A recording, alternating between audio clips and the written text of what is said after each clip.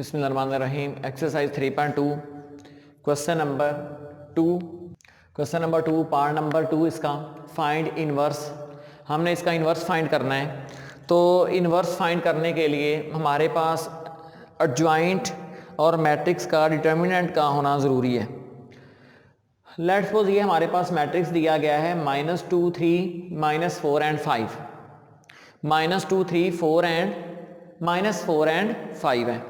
हमने इसका inverse find करना है।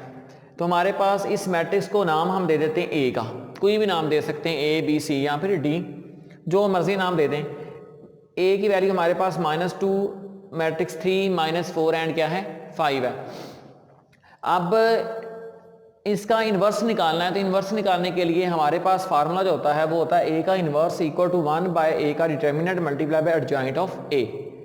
इसको सिंपलीफाई में आप इस तरह लिख सकते हैं सिंपलीफिकेशन में कि आपने adjoint of A divide by determinant of A, जिस मर्जी वे से लिख लें, बात तो वही है। सबसे पहले आपने जो भी मैट्रिक्स दिया जाएगा, मतलब जिसका इन्वर्स निकालना है उसका आपने डिटर्मिनेंट सबसे पहले लेना है। डिटर्मिनेंट का मतलब ये होता है कि दोनों साइड्स वाली लाइनें स्ट्रेट कर देनी होती हैं। यही डिटर्मिनेंट को चीज़ शो करती है कि आपकी उसकी लाइनें क्या हैं, स्ट्रेट कर दी हैं। ए का डिटर्मिनेंट का तरीकाकार ये होता है कि हमने इन वैल्यूज दोनों को मल्टीप्लाई करना होता है। 5 को -2 से मल्टीप्लाई किया -10 आ जाएगा। उसके बाद दरमियान में ये फार्मूले का माइनस है, लाजमी तौर पे आएगा। उसके बाद 3 को -4 से मल्टीप्लाई करके माइनस मल्टीप्लाई माइनस प्लस 12 में से 10 निकाल दो, हमारे पास ए का जो एडजॉइंट है वो क्या आ जाएगा, 2 आ गया। एडजॉइंट हमारे पास 2 मिल गया है। अब हमने इसका डिटर्मिनेंट 2 मिला, अब हमने इसका एडजॉइंट निकालना है। एडजॉइंट के लिए हमने क्या करना होता है कि मैट्रिक्स ए में ही देखना है, इन दोनों एंटीज के साइन चेंज करने होते हैं, इन दोनों के साइन चेंज करने होते हैं और इन दोनों की जगह चेंज कर देनी होती है। देखें, ये था प्लस का 3 माइनस कर दिया, ये माइनस का था 4 कर दिया, इन दोनों की जगह चेंज कर दी। ये 5 ऊपर चला गया और 2 जो है वो नीचे आ गया। ये मिल गया हमें एडजॉइंट। अब हमने ए का इन्वर्स निकालना है। तो इन्वर्स के लिए हमने ये वाला फार्मूला इस्तेमाल कर रहे हैं। ऊपर 1 लिखा, नीचे के आगे हमारे पास 2 जो कि इसका डिटर्मिनेंट निकला है, मल्टीप्लाई ये जो है एडजॉइंट ऑफ ए ये लिख दिया। ये 2 अगर देखें तो सब के नीचे डिवाइड हो रहा है, 5/2 -3/2 4/2 और -2/2 आ गया। उसके बाद इनकी कटिंग देख लें, ये चीज़ तो वैसे कि वैसे आ जाएगी, ये दोनों आ जाएंगी। ये 2 1 दा 2 2 2 दा क्या आ जाएगा 4 2 1 दा 2, ये -1 और ये 2, यही हमारे पास इन्वर्स निकल आया है इस वाले मैट्रिक्स का।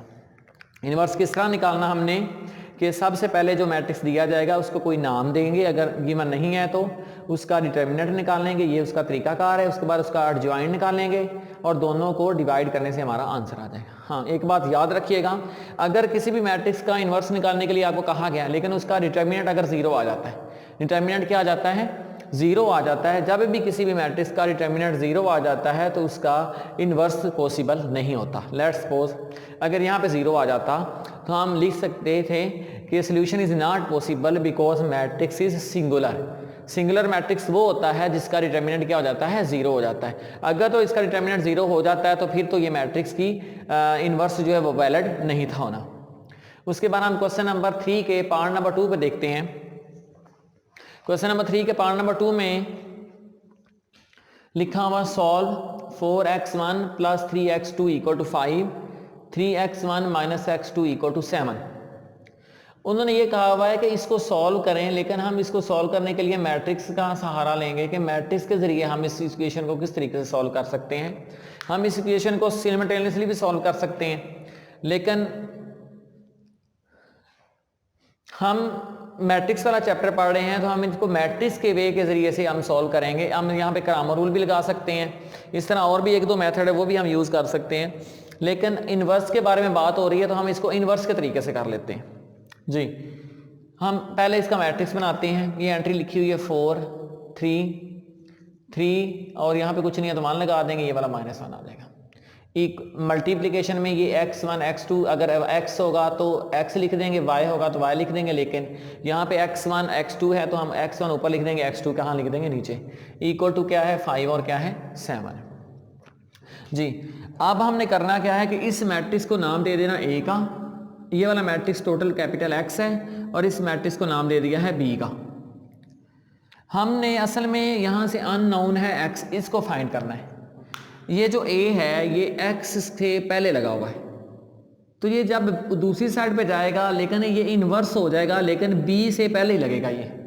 अगर तो ये x के बाद में a होता तो हम b के बाद में लगा देते, इसलिए ये x के पहले है तो b से भी पहले जाके उसका इन्वर्स हो जाएगा, क्योंकि मल्टीप्लिकेशन में कम्यूटेटिव प्रॉपर्टी होल्ड नहीं करती मैट्रिक्स के अंदर, कि मैट्रिक्स के अंदर आप ये नहीं लिख सकते कि जो a b है ये कभी भी b a के बराबर नहीं होता, सिर्फ आइडेंटिटी मैट्रिक्स का, जीरो मैट्रिक्स का पॉसिबल है जी। अब हमने करना क्या है कि हम क्या करेंगे कि x a को उधर ले गए तो a का इन्वर्स हो गया, हमने निकालना है x यहाँ से। x के लिए चीज़ चाहिए a का inverse multiply by b।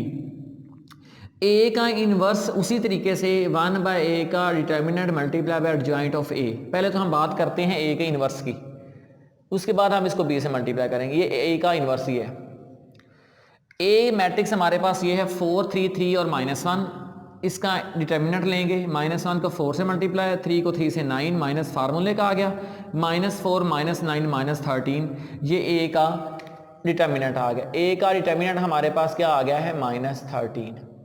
Adjoint का वही तरीकाकार, इन दोनों के साइन चेंज कर देंगे और इन दोनों की जगह चेंज कर देंगे, इन दोनों के साइन चेंज कर देंगे और इन दोनों की हमने जगह चेंज कर दी। 4 नीचे चला गया और 1 ऊपर चला गया जी। इन्वर्स का फार्मूला देखते हैं, 1/a का determinant multiply by adjoint of a लिख दिया। अब x इक्वल टू a का इन्वर्स मल्टीप्लाई बाय क्या है b है, ये वाला फार्मूला, यही चीज़ हम निकाल रहे हैं। असल में पहले a का इन्वर्स निकाला था, फिर हमने b से मल्टीप्लाई इसको करना है, तभी x निकलेगा ना। अब हमने क्या कर रहे हैं कि a के इन्वर्स को b से मल्टीप्लाई करेंगे, पहले हम इन दोनों को मल्टीप्लाई करके जो आंसर आएगा उसको 13 पे डिवाइड कर लेंगे। -1 को 5 से किया -5, -3 को 7 से किया 21, उसके बाद 3 को 5 से किया 15, 4 को 7 से किया 28, -5 -21 -26 हो जाएगा, 28 में से 15 निकालें 13 हो जाएगा। अब 13 ये नीचे डिवाइड हो रहा है तो हम इस पे डिवाइड करेंगे, 26 को 13 में डिवाइड किया 2 आ गया, 13 को 13 में डिवाइड करेंगे तो -1। इसी तरह जो न्यू मैट्रिक्स हमारे पास बना है जो कि था x इक्वल था x1 और x2, जो कि बराबर किसके आ जाएगा, x1 की वैल्यू 2 है और x2 की वैल्यू कितनी है -1 है।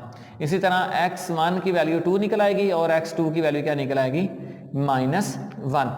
यही हमारे पास पूरा क्वेश्चन था कि हमने मैट्रिक्स के ज़रिए से जो दो इक्वेशंस दी जाती हैं उनको हम सिमल्टेनियसली अलावा हट कर किस तरह जो है वो सॉल्व करते हैं। आप इस पर क्रैमर रूल भी लगा सकते हैं, मैट्रिक्स इन्वर्स मेथड भी लगा सकते हैं, लेकिन इन्वर्स के बारे में बात हो रही है तो हम इन्वर्स लगाए हैं, आप दोनों में से दो मर्जी तरीका यूज़ कर सकते हैं।